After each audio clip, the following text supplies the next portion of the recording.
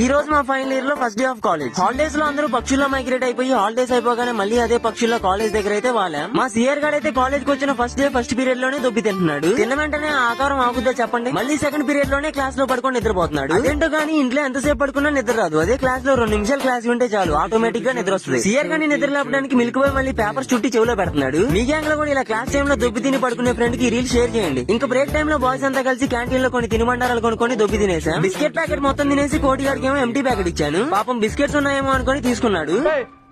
ఇది అన్యాయం, దొంగ ఆట, నేను ఒప్పుకోను. వీడైతే మాత్రం నాతో వెయిట్ లిఫ్టింగ్ చేస్తున్నాడు. ఈవినింగ్ కాలేజ్ అయిపోయాక ఎప్పట్లో మా స్పాట్ లో అందరం కలిసి కూర్చొని హాలిడేస్ లో ఎవరెవరు ఏం తోలు పనులు చేశారని చెప్పని అందరం డిస్కస్ చేసుకున్నాం. అసలు అప్పుడే ఫైనల్ ఇయర్ కి వచ్చేసామంటే డేస్ అన్ని ఇంత త్వరగా అయిపోయాయని మాట్లాడుకుంటున్నాం. అండ్ ఇంకోటి ఏంటంటే మా కాలేజ్ లో బీటెక్ అడ్మిషన్స్ అయితే ఓపెన్ అయ్యాయి. ఎవరైనా మా కాలేజ్ లో జాయిన్ అవ్వాలనుకున్నా లేదంటే కాలేజ్ గురించి ఏమైనా డీటెయిల్స్ కావాలన్నా స్క్రీన్ మీద కనిపిస్తున్న నెంబర్ కి అయితే కాల్ చేయొచ్చు. మళ్ళీ కాలేజ్ అయిపోగానే సిఆర్ గారు షాపింగ్ చేద్దాం పదా అని చెప్పని పట్టుకొచ్చాడు. షాప్ మొత్తం తిరిగి ఏమీ కొనకుండా బయటకు వచ్చేసాం. వెళ్తూ పానీపూరి తినేసి వెళ్లిపోయాం. ఈనాటి ముఖ్యాంశాలు ఇవే. మరి మీరు కూడా వెళ్లే ముందు సబ్స్క్రైబ్ అండ్ ఫాలో మాత్రం మర్చిపోవద్దే. వెళ్ళొస్తా.